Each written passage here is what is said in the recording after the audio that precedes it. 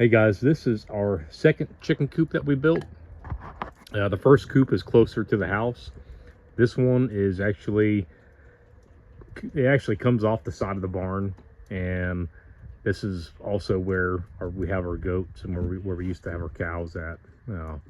So, the idea was we wanted a bigger chicken coop, and we wanted it away from the house, so the chickens aren't getting in the flower bed as much, and and then just making a mess around the house, and and that, and I guess second fold, it was we've got a livestock guardian dog, and we wanted something that could protect them a little bit more. So yeah, and we want everything to kind of be a little more centralized. We may keep the first one, may keep that for like rescues or quarantining, so we will probably end up keeping it. We'll just run two different coops. Currently we only have 4 chickens in this coop. They were given to us, and they were kind of rescued, I guess, but we weren't really planning on having chickens in here over winter, but that's what we got. And so I've got some batten strips that I put up just now, and want to go ahead and finish up the batten strips, get this painted before winter sets in, finish the other side of the coop that's not fully painted, and some of the framing needs to be finished. Just went ahead and get everything done before winter sets in. Let me show you. I sided the coop in ash lumber. We had a lot of that left over from some projects that we did, and I think it's holding up pretty good. I think it'll hold up fine. The batten slats are actually poplar. They're about half an inch, 3/8 to half an inch thick, and sometimes they vary to about 5/8. But what I did with that is I just used some 1-inch lumber that, 1-inch poplar we already had sitting around, and I just resawed it, and we kind of got, we just doubled, our amount of material by doing that. And I think aesthetically, being slimline, it doesn't look as chunky, doesn't look as big, so it looks a little bit better in my opinion. And for people that's wondering about having thinner lumber outside in the elements like this, for one, it's going to be painted, and then for two, I tore down a barn about probably about 10 years ago. It was one of the first ones I did, and it actually had batten strips that were like 3/8 thick.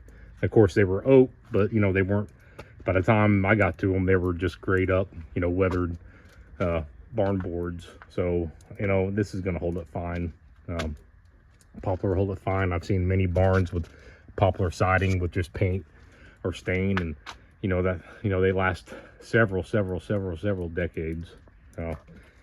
Let's see, we still got, I gotta actually resaw some more poplar. We're not finished. I'm going to show you the inside of the coop, and that's one thing we have to finish too. We didn't expect to get these chickens, so we kind of didn't finish this project, but we've got to finish the nest boxes, and then we got to finish the whole perch area, and that's pretty much all we have to do. We can get that done in about half a day. One thing I wanted to do, I want to show you the floor. This is actually like a luan, and this is like really slick. It's made for like mobile homes or bathrooms, and we just flipped it upside down on the subfloor, and it sweeps up, cleans out really easily. You can use a broom, clean it out, and that's kind of what we wanted. That was a lesson learned from the previous coop, clean the floor. So it is a little slick, and it's kind of funny to see the chickens go running through here because it looks like they're on a skating rink. The door, this is our first attempt at a door. This is like a castle for these chickens. You got 2 doors. This is like the backup. This door is just in case the electric one fails. We still have this guy in place. But on the other side is actually one of those. It's a door that you can get that automatic. You can set it on a timer or set it on a photo cell, and it opens and closes on its own. We've been running it for a couple weeks. Seems like it's working pretty well. Haven't had any issues. But once again, it's always good to have a backup. And those windows are actually, I bought those at a yard sale years ago. And the other matching ones are actually inside of our little gift shop. That's what I used those for. Let's see. And there was something else I want to show you. Oh yeah, one thing that I noticed, you know, foxes and raccoons are our biggest predators for chickens around here, and it seems like it's always those two. They get them. They always get them. And as you can see, got some little raccoon paw prints where they were sneaking around and peeking through the window looking at their potential dinner, and they couldn't get it. Not today, raccoon. Not today. And of course, I want to show you one more feature from a lesson learned. If you lock yourself in the chicken coop, which I've actually done before, and the one up at the house has a larger door, and I've actually crawled out that door years ago. But if you lock yourself in, well, that's why we got that little string right here, and you can take it and it lifts it up. So there you go. You won't have to call for help or crawl through a door or out the window. And here we have a goat that is stuck in, it doesn't want to go out in the rain.